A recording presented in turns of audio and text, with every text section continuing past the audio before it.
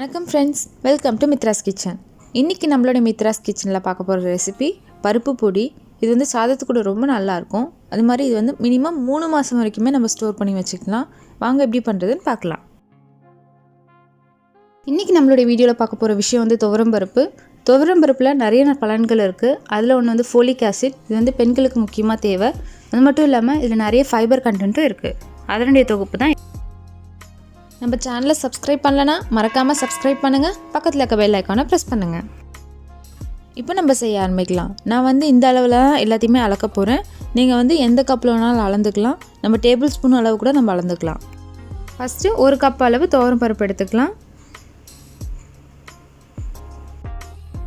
இது வந்து லோ ஃப்ளேமில் வச்சு வறுத்துக்கலாம். இது வறுக்க 3லேருந்து 5 நிமிஷம் அளவு நமக்கு டைம் எடுக்கும்.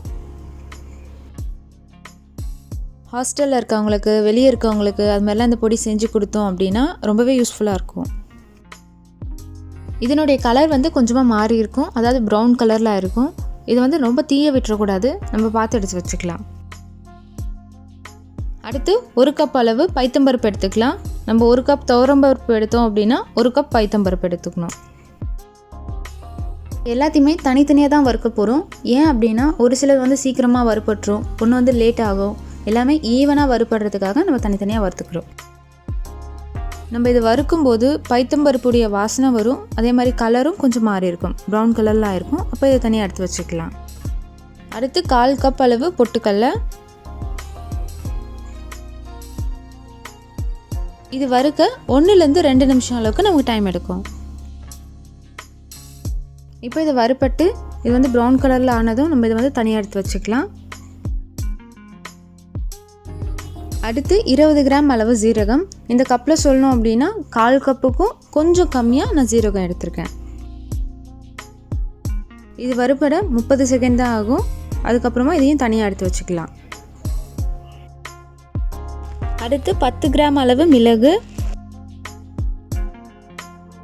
இந்த மிளகு வந்து ஒரு 30 செகண்ட் அளவு வறுத்தாவே போதும். அப்புறமா இதையும் தனியாக எடுத்து வச்சுக்கலாம். அடுத்து நம்ம காரத்திற்கேற்ப காஞ்ச மிளகாய். நமக்கு எவ்வளோ காரம் வேணுமோ அவ்வளோ சேர்த்துக்கலாம். நான் இங்கே வந்து 6 காஞ்ச மிளகாய் சேர்த்துருக்கேன். இது வந்து 1 நிமிஷம் போல் வறுத்துட்டு இது வந்து தனியாக எடுத்து வச்சுக்கலாம். அடுத்து கொஞ்சமாக எண்ணெய் சேர்த்துக்கலாம். அடுத்து 1/4 டீஸ்பூன் அளவு பெருங்காயம் சேர்த்துக்கலாம். பெருங்காயம் சேர்த்தோம் அப்படின்னா பொடி வந்து வாசனையாக இருக்கும். அடுத்து ஒரு கையளவு கறிவேப்பிலை எடுத்துக்கலாம்.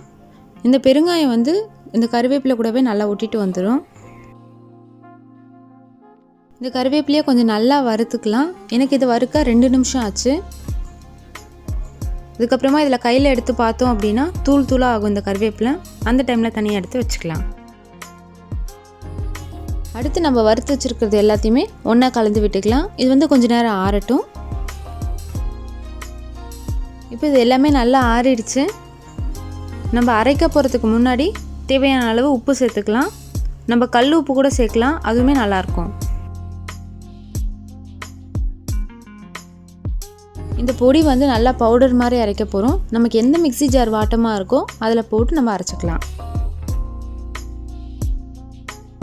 இது வந்து நல்லா பவுடர் ஃபார்முக்கு அரைச்சாச்சு. நம்மளுடைய பருப்பு பொடி இங்கே ரெடி ஆகிடுச்சு. இது வந்து சூடான சாதத்தில் இந்த பருப்பு பொடி போட்டு கொஞ்சமாக நெய் இல்லைன்னா நல்லெண்ணெய் விட்டு சாப்பிட்டோம் அப்படின்னா அட்டகாசமாக இருக்கும். உங்களுக்கு இந்த வீடியோ பிடிச்சிருந்தா லைக் பண்ணுங்கள், ஷேர் பண்ணுங்கள். நீங்களும் உங்கள் வீட்டில் ட்ரை பண்ணி பார்த்துட்டு எனக்கு கீழே கமெண்ட்டில் சொல்லுங்கள்.